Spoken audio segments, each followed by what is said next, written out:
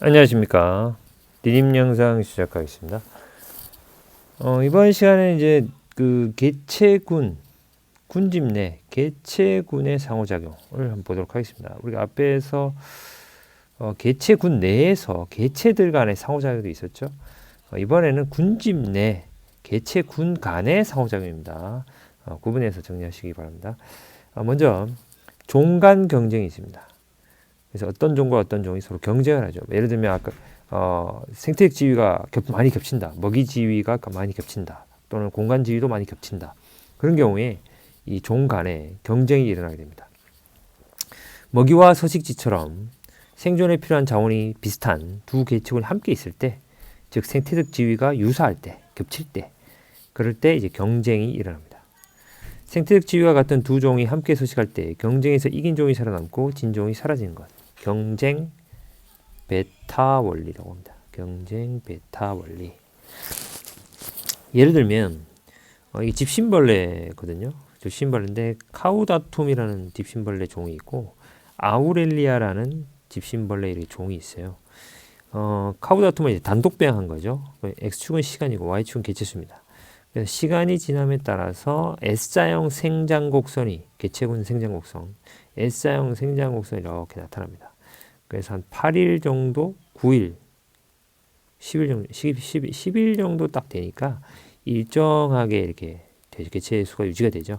즉 환경 저항 때문에 더 이상 개체 수가 증가하지 않고 일정 유지된다. 그렇게 보면 되겠죠. 아우렐리아 같은 경우에는 비슷하죠. 아우렐리아도 한 10일, 11일 정도 되겠네요. 11일 정도의 이제 환경저항 때문에 S자형으로 일정하게 쭉 유지가 되는 그런 형태를 나타냅니다.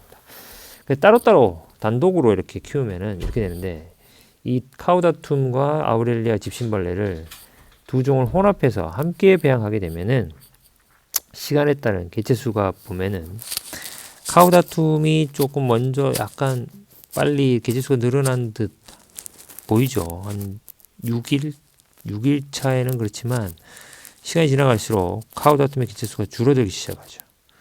그렇죠. 10일 차부터 쭉 줄고, 대신 아우렐리아는 계속 증가하죠. 증가하다가 일정하게 유지가 되죠.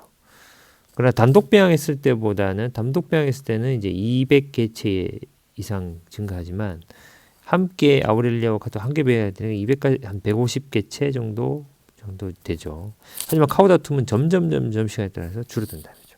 그래서 아우렐리아하고 카우다툼이 경쟁을 해서 카우다툼이 졌다. 이렇게 보면 되겠죠. 이제 경쟁 베타 원리다. 그 다음 분서. 분서라는 말에는 서식지를 나눈다 이런 뜻입니다. 분서. 생태 지위를 분화한다. 서식지가 겹칠 경우에 나눈다. 필요한 자원이 비슷한 개체군은 서로 서식지나 먹이 종류, 활동 시간 등을 달리하여 경쟁을 피한다. 예를 들면 한 그루의 가뭄비 나무에 서식하는 여러 종류의 솔새. 이 가뭄비 나무가 이렇게 있으면 이 아래쪽에는 뭐 A라는 솔새들이 살고, B 이 중간 지역에는 B라는 솔새들이, 높은 나무 지역에는 C 이렇게 서식지를 낮추는 거죠. 바꾸는 거죠. 이렇게 안 겹치게. 또 피라미와 갈견이도 마찬가지입니다. 피라미 혼자 있을 때는 이 강에 이 전체를 다 차지하지만 피라미와 갈견이가 같이 있을 때는 공간을 나누는 거죠. 뭐 갈견이는 가운데, 피라미드 양쪽으로 이렇게 서식지를 나누는 거죠. 이렇게 하는 것이 이제 분서다. 그다음 공생과 기생. 공생은 군집 내 두 종이 서로 밀접한 영향을 미치며 함께 생활하는 것을 공생이라고 합니다. 같이 산다 이 말이죠. 두 종의 생물이 서로 이득을 얻는 경우, 서로 이득을 얻는다. 상리, 서로 이득할 때 상리 공생.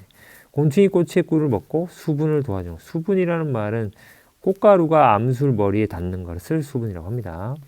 세균이 소의 소화기관에서 섬유소를 분해를 도와주고 양분을 얻는 것. 흰동가리와 말미잘. 말미잘에 이제 흰동가리 사는데, 말미잘과 흰동가리가 서로 이제 공생관계, 상리 공생관계죠. 그 다음에 한 종은 이득을 얻지만 다른 종은 영향을 받지 않는 경우. 이건 편리. 한쪽 편만 이득을 한다. 혹등고래와 따개비. 기생은 한 종이 다른 종에게 피해를 주면서 먹이와 서식지를 공급받는 경우 기생이죠. 피해를 주는 피해. 뭐 천충, 기생충이죠. 기생충, 말라리아, 원충, 그다음에 찐득이, 기생벌. 포식과 피식은 개체군 사이에서 먹고 먹히는 관계. 눈신토끼와 스라소니. 눈신토끼는 이제 피식자죠. 스라소니는 포식이죠. 이런 것들 개체군 간의 상호작용들입니다. 그래서 개체군 간의 상호작용은 경쟁, 분서, 공생과 기생, 그 다음에 포식과 피식 이런 것들이 있다. 천이에 대해서 한번 보도록 하겠습니다. 천이는 같은 장소에서 시간의 흐름에 따라 진행되는 식물 군집의 변화를 천이라고 합니다. 식물의 군집, 여러 개체군으로 된 이런 식물 군집들이 시간의 흐름에 따라서 어떻게 변하느냐, 이걸 천이라고 한다. 군집의 천이 과정을 이해하고 천이 과정에 영향을 미치는 환경 요인을 설명할 수 있다. 자, 이 천이는 1차 천이와 2차 천이가 있습니다. 1차 천이는 토양의 발달이 미약한 거야. 그러니까 화산활동 이런 용암대지처럼 생명체가 없고 토양이 없어요. 땅이라는 게 없어. 여기서부터 시작하는 것이 1차 천입니다. 1차 천이는 건성천이와 습성천이로 다시 나눠집니다. 건성은 건조한 지역에서, 습성은 호수나 연못 같은 습한 곳에 일어나는 천이를 말하고요. 그래서 맨땅, 이제 용암이 굳었다 칩시다. 그런 땅이 있으면 거기 이제 지의류, 개척자라고 합니다. 지의류가 땅 짓다 옷 의자를 쓰죠.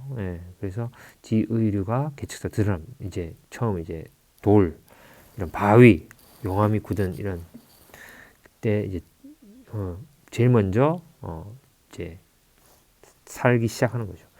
그러면 시간이 계속 흐르다 보면 거기에 이제 이끼류가 이제 소리끼, 우산이끼 뭐 이런 것들이 이끼류들이 이제 살기 시작하고 이끼류가 살면 그곳에 이제 초원이 풀들이 자라죠. 초원. 그다음에 얕은 크기의 이제 나무들이 자라고, 그다음에 양수림, 그다음에 호남림. 호남림이라는 건 양수림과 음수림이 섞여 있는 거죠. 호남림. 그다음에 극상. 극상이라는 말은 음수림 천이의 마지막 단계로 안정적인 상태. 그래서 이 그림에 보면 용암대지에 이제 지의류가 나타나고 거기 이제 풀들이 막 1년생 뭐 4년생 풀들이 자라고, 그리고 난 다음에 거기에 이제 키가 작은 나무들이 들고, 양수림은 햇빛을 많이 받아야 이제 잘 살. 주로 침엽수들이죠. 침엽수, 소나무 이런 것들, 뭐 히말라야 시다 이런 것들. 그 다음에 호남림이 형성되죠. 침엽수하고 이제 활엽수가 섞여. 음수림은 대표적인 것이 이제 그 굴참나무, 참나무, 도토리나무 있죠. 그런 것들이 음수림입니다. 그래서 음수림이 대형성이 돼서 이제 되면 더 이상의 이제 천이가 일어나지 않습니다. 그걸 극상이라고 한다. 안정된 군집이 안정된 상태다. 그다음에 습성천이는 호수나 연못 같은 거 습성이라는 천인데, 빈 영양호란 말은, 빈이란 말은 이제 영양 물질이 이제 아주 적다는 거죠. 그렇다가 이제 부영양호가 되는 거죠. 그러면서 이제 습원, 초원, 관목림, 양수림, 호남림, 음수림 순으로 군집이 천이가 된다. 자, 습성천이 이제 빈영양호에서 부영양호, 습원 이렇게 되어서 이것이 초원으로 이렇게 진행이 된다. 자, 2차 천이는 화재, 이제 산불이 나거나 홍수되거나 벌목, 산사태 등으로 식물 군집이 파괴된 후에 기존에 남아있던 토양에서, 1차 천이는 토양이 없어요. 토양 발달이 미약하고 토양에서 시작하는 천이기 때문에 이미 땅이 있는 거야. 그러니까 초원부터 시작하는 거죠. 땅이 있으니까 풀이 자라고 키 작은 나무, 그 다음에 침엽수, 호남림, 활엽수 이렇게 되는 거죠. 그래서 굉장히 빠르다. 2차 천이보다는 그렇게 나타난다. 자, 이번 시간에는 이제 군집 내 개체군의 상호작용, 그 다음에 천이에 대해서 살펴봤습니다. 다음 시간에는 이제 물질 순환과 에너지에서 한번 보도록 하겠습니다. 수고했습니다.